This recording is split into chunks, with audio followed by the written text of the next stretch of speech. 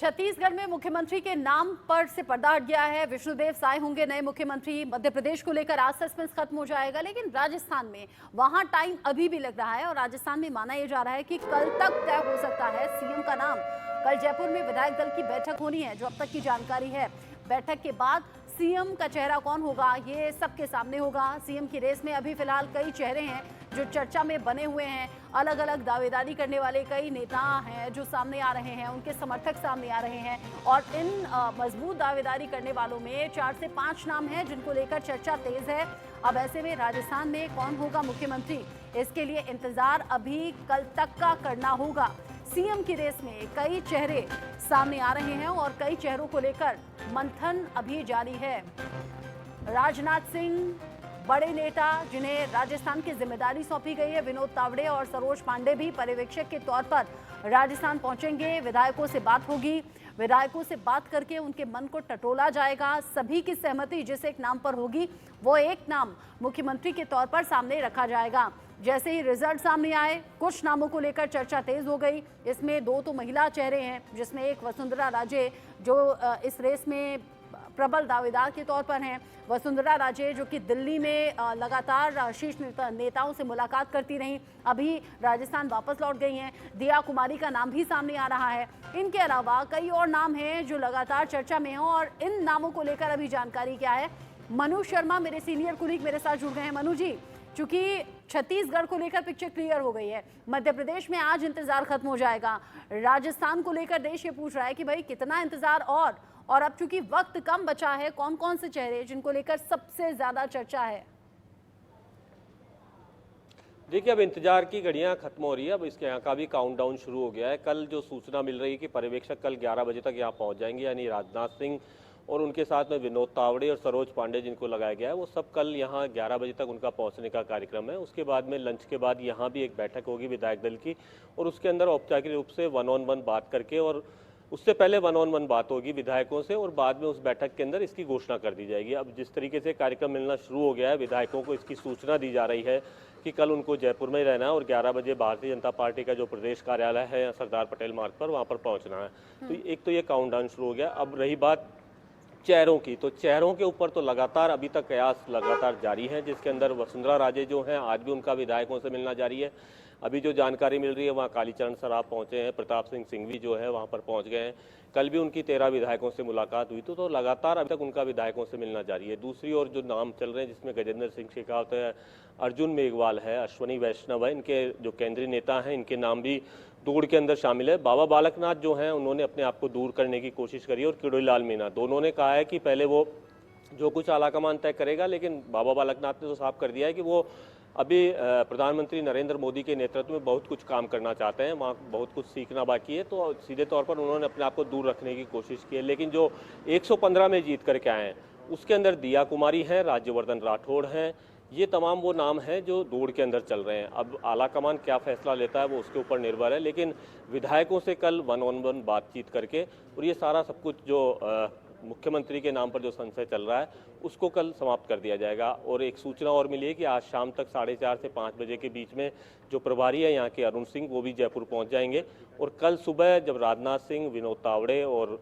सरोज पांडे यहाँ पहुँचेंगे उससे पहले उनकी एक बैठक होगी, उसके बाद में वो विधायकों से बातचीत करेंगे। अच्छा, किरोड़ी सिंह मीणा को मैं सुन रही थी, किरोड़ी लाल मीणा ये कह रहे हैं कि अगर कोई ऐसा सोचता हो कि समर्थकों को इकट्ठा कर लेगा, विधायकों के साथ बैठक कर लेगा, उन्हें एकजुट कर लेगा, तो वो इस भूल में ना रहे कि ऐसा दबाव बनाया जा सकता है, जो बीजेपी के शीर्ष नेता कहेंगे वही होगा। किसकी तरफ इशारा था? देखिए, सीधे तौर पर ये इशारा चाहे नाम नहीं लिया हो, लेकिन जो राजस्थान के अंदर जो इस तरह से कर रहा है वो केवल एक वसुंधरा राजे हैं, पूर्व मुख्यमंत्री, जहां पर विधायकों को वो लगातार आना जाना, उनका दिखाना, उनका संख्या बल दिखाना। पहले विधायकों से मिले जब 30 विधायकों की संख्या थी जब वो दिल्ली जाने से पहले, उसके बाद में जब जयपुर पहुंचे थे उसके बाद में कल 13 विधायक और मिले और अभी भी उन्हीं विधायकों में से आना जारी है, यानी वही नाम है जो 30 और 13 नाम थे उनमें से ही आज पहुंचे हैं। ऐसा कोई नहीं कि नया विधायक पहुंचा हो। दूसरी ओर प्रदेश कार्यालय के अंदर भी वो लोग जा रहे हैं जो वहाँ मिल करके आ रहे हैं, उनमें से कुछ लोग वहाँ भी पहुँचे हैं।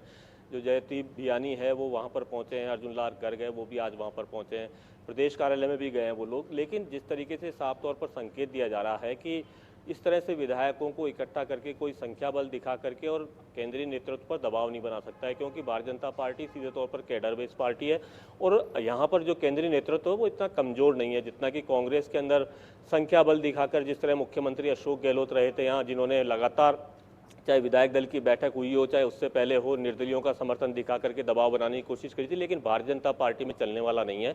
इस बात की और ये संकेत है डॉक्टर किरोड़ीलाल मीणा के, और राजेंद्र राठौड़ ने भी जो एक एजेंसी को साफ तौर पर कहा है कि विधायकों से मिलना कोई गलत नहीं है, लेकिन इस तरह इस समय विधायकों को बुला करके बातचीत करना उसका एक गलत मैसेज जाता है। जी, जिस तरीके से चर्चा चल रही है और डायरेक्टली इनडायरेक्टली अगर वसुंधरा राजे की तरफ इशारा हो रहा है कि अगर वो दबाव डालने की कोशिश में है या ऐसी सोच रखती हैं तो फिर ये कोशिश कामयाब नहीं होगी, क्योंकि अपने आप में सक्षम है बीजेपी राजस्थान में और किसी भी तरह के प्रेशर में वो नहीं रहने वाली हैं।